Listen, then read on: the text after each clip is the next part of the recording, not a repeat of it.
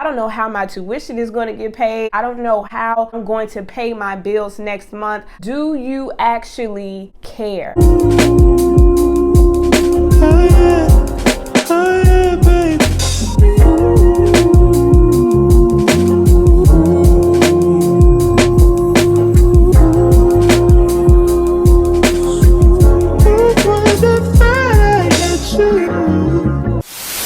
What's up? It's your girl Rissa D, and this is Rissa D TV, where I share relatable and biblical advice for your everyday life. And you know what? I bet we all came into this year very much hopeful, very much excited, very much expectant as to what God will do for us as we enter 2025. But baby, in that same breath, I know we are all going through our own experiences and hardships, and we're trying to navigate those things while also dealing with being an American and all the chaos that is happening around us in the government. So with all of these things looming around, with all of these things surrounding us, it can be fairly easy to start doubting God. Like, God, do you really care about me? Are you really who you say you are in your word? Like, I'm having a hard time remembering your character. I'm having a hard time remembering exactly who you are, considering everything that I'm dealing with right now. I don't know how my tuition is going to get paid. I don't know how I'm going to pay my bills next month. Do you actually care? I just want to firstly say to you that what you're experiencing, whatever hardship that you're going through, is very much real, and it's natural to have questions to bring to God. But the danger as a believer, as a Christian, is to start to question God, to now start to question his character,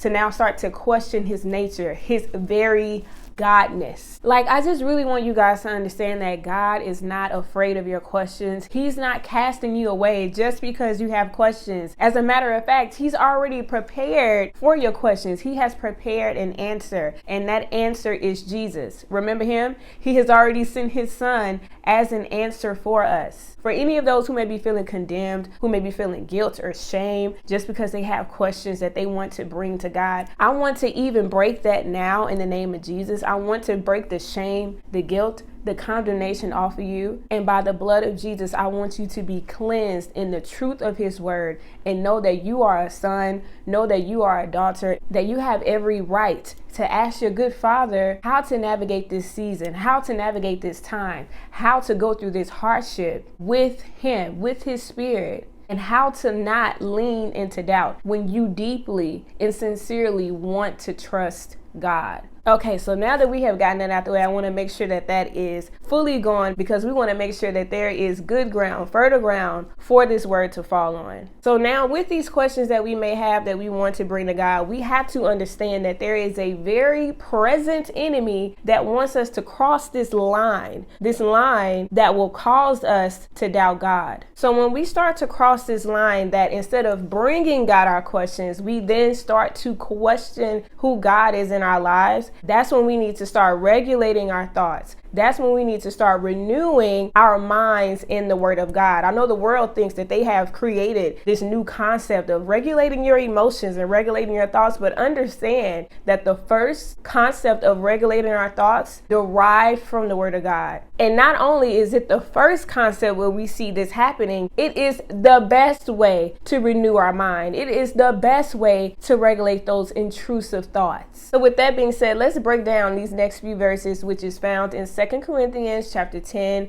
verses 3 through 5. And just to let you know, I am reading from the Amplified Version with my iPad. For those of you who have physical Bibles, shout out to you, but I will be using my handy dandy iPad on this good old video. So yeah, like I said, 2 Corinthians chapter 10, verses 3 through 5. And I will start with verses 3 and 4. And so it says, "For though we walk in the flesh as mortal men, we are not carrying on our spiritual warfare according to the flesh and using the weapons of man. The weapons of our warfare are not physical weapons of flesh and blood. Our weapons are divinely powerful for the destruction of fortresses." Now, I don't know if anyone else got excited by reading that, but that thing really lit me up, okay? It lit a fire in me, and I cannot wait to share what I just received from it. Like, I am literally bursting. Like, yeah, we have to acknowledge that we're experiencing very real things, and oftentimes it it can be fairly easy to go to what's comfortable, to go to what's familiar when we're going through hardship, especially when majority of the world, if not all of the world, questions God. And when I say that, I mean people who are not of God. It's easy to join them in that questioning his character, questioning his nature, because that's what's familiar to our flesh. But we are Christians. We are new creations. So we have to remember that we have now new tools to use to fight, to regulate our minds. And one of those weapons, one of the most important weapons we'll use to combat that and to regulate our mind is the word of God. We have to understand that, yes, when we use the word of God to combat those thoughts and to regulate our mind, it may not instantly change our situation, but you know what it will change? Us. It will change our mind. It will change our heart, and it will keep doubt from reigning on the throne of our hearts and keep Jesus as the King, as the Lord of our lives. This is how we strengthen our minds for battle. This is how we strengthen our minds to fight. And what are we fighting against? Let's go back to that scripture, shall we? We are fighting against the destructive fortresses of the kingdom of darkness. And one of those fortresses is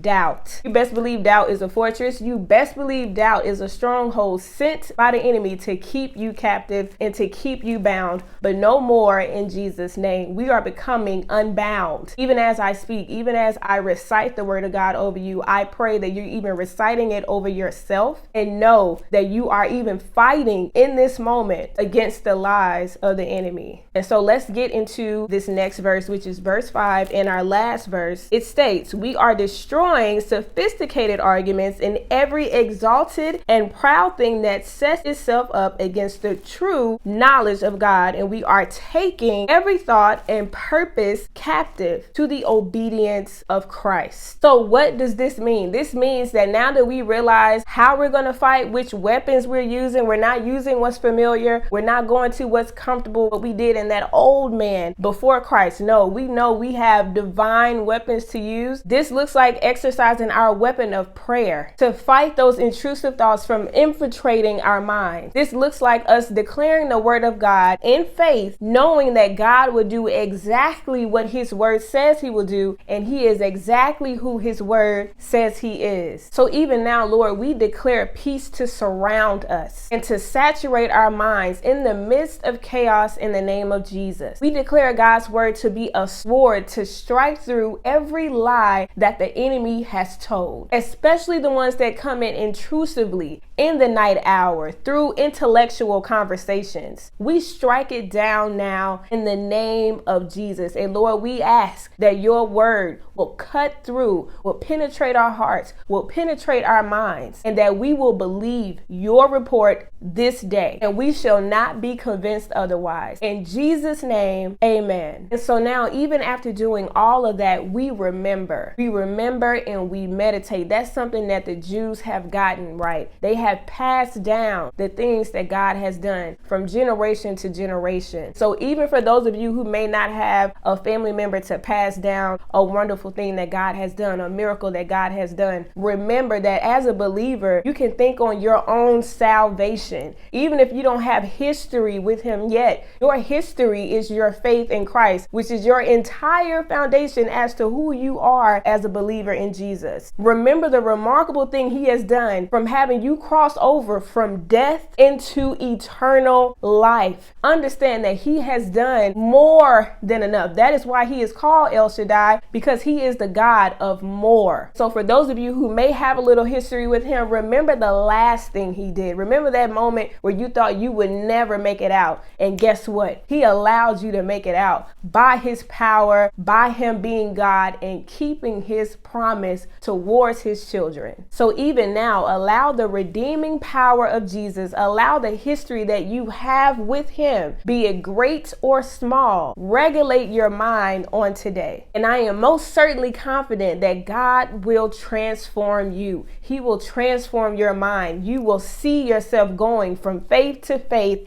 and from glory to glory in him. His word will come to life in you and will fight every fiery dart that was sent and meant to destroy your faith in God. In the name of Jesus and by the power of the Holy Spirit, we are claiming that now in Jesus' name. All right, guys, we have reached the end of this video. I pray that you were able to undo some things, to unlearn some things, to come out of some things, even renounce some things, and come into agreement with the word of God over your life, who he is, which is never changing. He is a good God, and he does care. And I earnestly pray that your mind has been regulated and will continue to be regulated no matter what is happening around you, but standing on the truth of God's word. And so you already know what to do. If you like this video, give this video a thumbs up and like the video. Share it with someone that you believe will like the video as well. And comment down below your thoughts. I would love to hear from you. Also, subscribe to the channel, baby. If you've been watching my videos and not subscribing, you have an opportunity to subscribe right now. You thought I was going to come for you? Nah, baby, I got grace today. You have an opportunity to subscribe. So go ahead and hit that subscribe button. And like always, I will see you in the next video. Peace.